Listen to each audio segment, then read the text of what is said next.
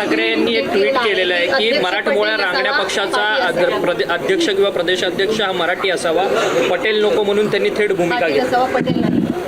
राज ठाकरेंनी काय बोलावं तो त्यांचा अधिकार आहे. आम्ही एकत्रितपणाने बसून पक्षाच्या कार्यकर्त्यांच्या भावना ज्या आहेत, आमदारांच्या भावना आहेत, याच्याच पद्धतीने निर्णय त्या ठिकाणी करू. आमदारांची अशी भावना आहे की सुनेत्रा पवार या राष्ट्रीय अध्यक्ष असाव्यात, त्यांनी असं कोणी सांगितलं आपल्याला? आम्ही आमच्या पक्षाचा राज्यसभेचा उमेदवार कोण करायचा तो आमचा अधिकार आहे.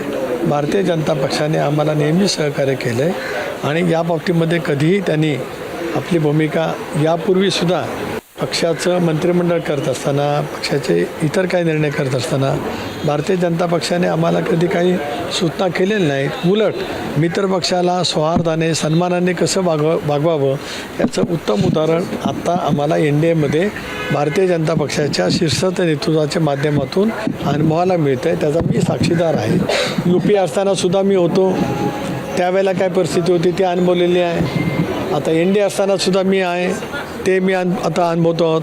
त्यामुळे राष्ट्रवादी काँग्रेस पक्षाची स्वच्छपणाची ती भूमिका आहे. राष्ट्रवादीच्या आमदारांची भूमिका आहे की सुनेत्रा पवार यांनाच राष्ट्रीय अध्यक्ष व्हावं, त्यासाठी स्वाक्षरी घ्यायला सुरुवात झालेली आहे. भाजपच्या दावणीला पक्ष बांधला जाऊ नये अशी थेट